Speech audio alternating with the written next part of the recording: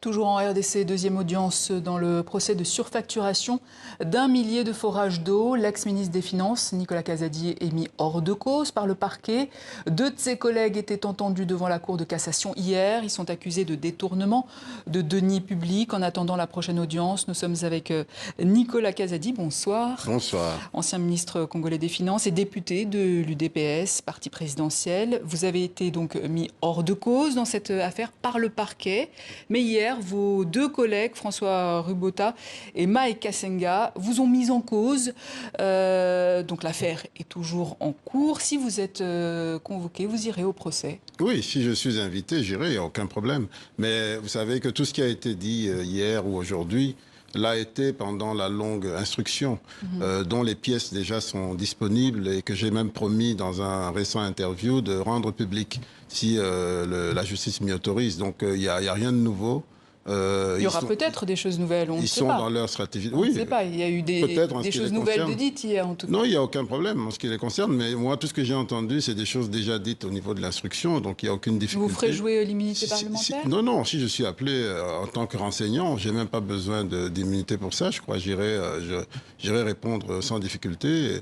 Dans cette affaire, il n'y a pas eu une personne qui a été plus volontaire que moi pour être entendu par la justice et que tout soit clarifié. Et mon attitude n'a pas changé. De votre pays. Je fais surtout confiance à la vérité des faits qui est tellement forte que personne, quelle que soit la mauvaise foi, pourrait aujourd'hui la tordre en ma défaveur. Mais vous avez dit que la justice de votre pays est malade, mais pas morte.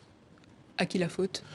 C'est pas moi qui l'ai dit. C'est une phrase qui est venue du chef de l'État, mais que nous partageons tous. Nous savons que la justice a des difficultés. Pas seulement la justice, plusieurs secteurs ont des problèmes. Mais quand je dis qu'elle n'est pas morte, c'est pour dire qu'en dépit de ces difficultés, elle est encore là, elle agit encore, et on peut encore s'en servir pour régler des problèmes.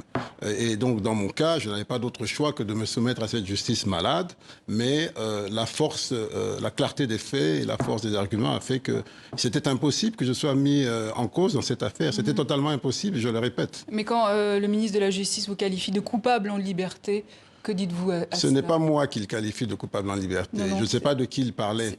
Mais je crois qu'il a déjà beaucoup à faire avec les états généraux de la justice qui viennent de se clôturer, avec une affaire de... Il parlait de vous, hein ? Je n'ai pas entendu mon nom, mais s'il parlait de moi, c'est regrettable parce que ça s'appelle de la manipulation médiatique et du mensonge. Et ce n'est pas la première fois en ce qui le concerne. J'ai déjà eu à le dénoncer dans une interview que j'ai faite il y a quelques jours.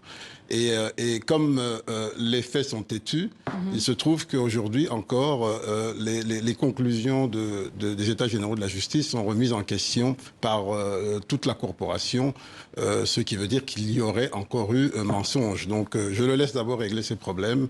Et moi, en ce qui concerne la justice, je suis prêt à tout moment, de jour comme de nuit, à y répondre. Il y a l'Observatoire de la dépense publique qui s'était impliqué dans le dossier. L'abandon des charges est un scandale, dit-elle, et une manipulation du président Félix Tshisekedi pour couvrir des amis. Oui, mais c'est ce qu'il dit, mais qu'il amène des éléments. Moi, j'ai fait une interview fleuve de plus d'1 heure et demie sur les faits, sur le fond du dossier. Il n'y a pas une seule personne qui est venue avec un argument contraire. Pas une seule. Et donc, moi, j'aimerais bien discuter sur les faits, puisque je suis quelqu'un qui aime parler vrai, mais j'en ai jamais vu. Donc, ils étaient dans une cabale, et ce monsieur dont vous parlez, qui n'honore pas la société civile, parce qu'on sait par qui il est payé, donc je ne donne pas beaucoup de crédit ni d'importance à ses propos.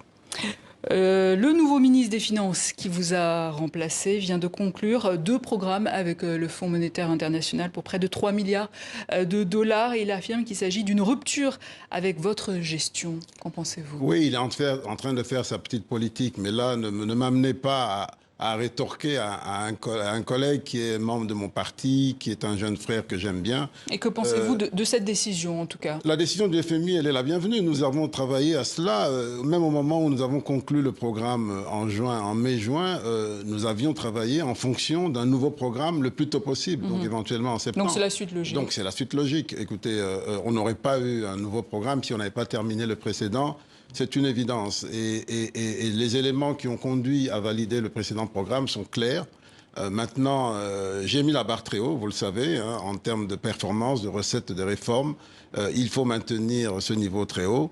Et commencer un programme est une chose, l'achever en est une autre. Donc, je souhaite bonne chance à tous ceux qui auront la charge de piloter ce nouveau programme pour qu'il arrive à bon port. Concernant la Constitution, les discussions autour d'une éventuelle modification ou changement se poursuivent et divisent pouvoir et opposition qui voient une manœuvre pour un troisième mandat du président Félix Tshisekedi. Que répondez-vous à cela? Mais attendez, quand la même opposition faisait de cette révision de la Constitution un des éléments clés de leur programme, il n'y avait pas manœuvre pour changer, peut-être aussi, les verrous. mais maintenant... Non, je pense que ça, on est dans le procès d'intention, on est dans la politique fiction. J'ai déjà eu à le dire à plusieurs reprises. Pour ce qui est de la révision de la Constitution, c'est-à-dire avec le maintien des articles verrouillés, il y a un consensus fort. Travaillons sur ce consensus fort et faisons avancer notre pays. Pour le reste, je n'entrerai pas dans ce débat parce que je n'ai pas encore entendu les points de vue des uns et des autres. Mais pour ce qui est de la révision, les choses sont claires. Maintenant que vous n'êtes plus ministre, Nicolas Kazadi, quels sont les projets à venir? Vous êtes toujours député, je le sais.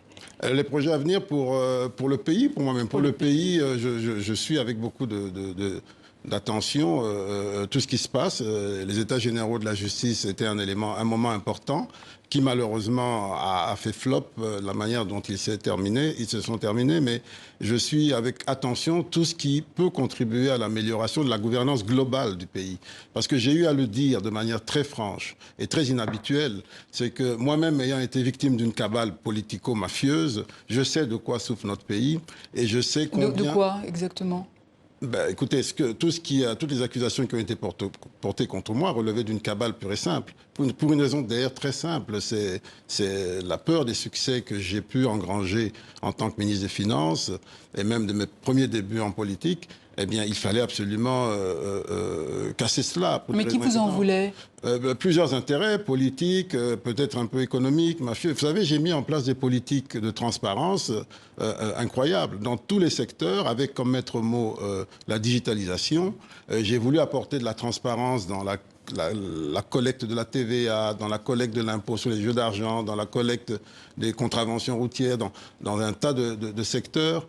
Et donc, c'était un bouleversement important qui, peut-être que les gens n'étaient pas préparés. Et puis, j'ai introduit cette affaire d'impôt sur les personnes physiques qui doit entrer en application l'année prochaine avec une obligation de déclaration de patrimoine et de revenus. Ce sont des lois que moi j'ai apportées.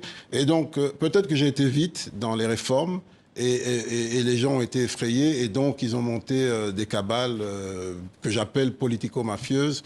Mais si c'est le prix à payer pour faire avancer le pays, j'accepte d'en payer le prix parce que je l'ai déjà payé de toute façon le prix. Maintenant, c'est l'autre étape. Il faut qu'on se relève et que le pays reparte. Et c'est à ça c'est ce que nous attendons pour le moment. Nicolas Kazadi, merci. Je rappelle que vous êtes ancien ministre congolais des Finances et député de l'UDPS, parti présidentiel. Merci, merci.